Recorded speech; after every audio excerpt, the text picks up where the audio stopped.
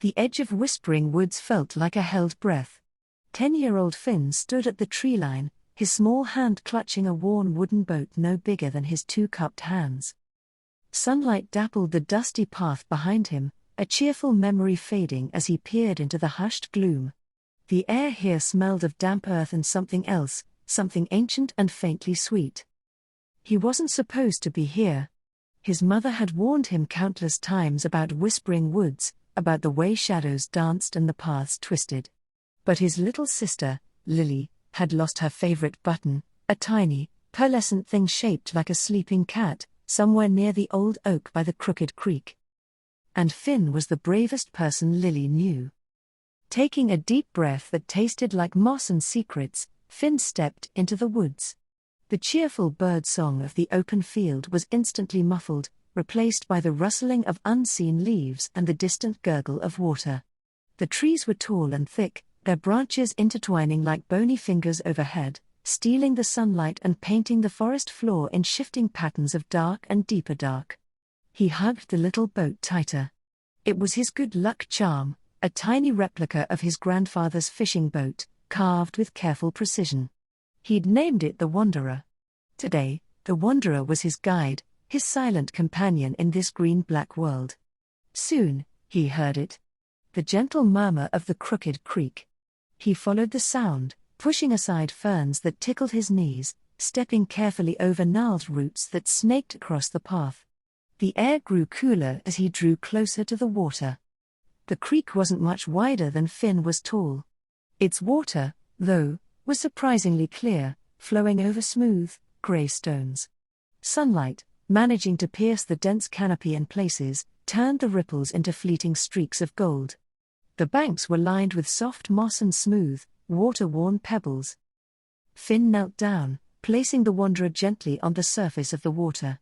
The tiny boat bobbed, its painted blue hull gleaming faintly in the dim light. He watched it drift a little way downstream, a brave speck against the dark backdrop. He followed the creek bank, his eyes scanning the mossy patches and the tangled roots. Lily's button was so small, it could be anywhere. The woods seemed to watch him, the rustling leaves like hushed whispers he couldn't quite understand. He imagined the shadows were playful sprites or maybe even grumpy old gnomes, hiding tiny treasures. As he walked, the forest deepened. The trees grew taller, their trunks wider, and the air became heavier, thick with the scent of decaying leaves and damp wood.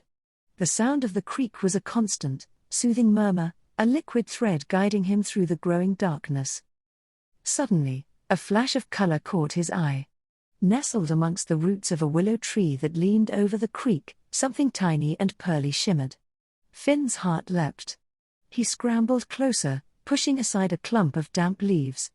There it was. Lily's button. It lay on a bed of velvety moss, catching the faint light like a captured moonbeam. It was even more beautiful up close, the tiny sleeping cat etched with delicate detail. A wave of relief washed over Finn.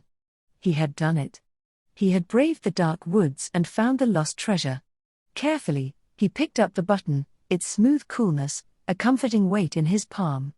Now, he just had to find his way back. He looked around. The trees all seemed the same, the shadows deeper than before. A shiver ran down his spine. The whispers of the leaves seemed louder now, less playful, more watchful. Then he remembered the Wanderer. He looked towards the creek, and there it was, his little wooden boat caught in a swirl of water near a fallen log. It was still waiting for him. Following the creek bank back the way he had come, Finn felt a renewed sense of purpose. The murmur of the water was no longer just a sound, it was a familiar friend, leading him out of the deepening gloom. The journey back seemed longer, the shadows more insistent. But Finn kept his eyes on the creek, on the occasional patch of sunlight that pierced the canopy, and on the image of Lily's happy face when he returned her button. Finally, through the thinning trees, he saw it, a patch of brighter light, the edge of the woods.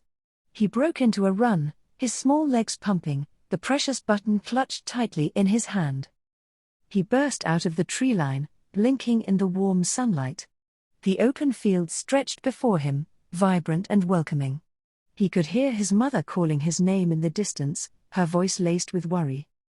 He ran towards her, his heart pounding with relief and a quiet sense of pride. He had faced the darkness, and he had found what he was looking for. As he reached his mother's embrace, he knew one thing for sure. Even the darkest forests held the promise of light, and even a small boy with a little wooden boat could be brave. The end.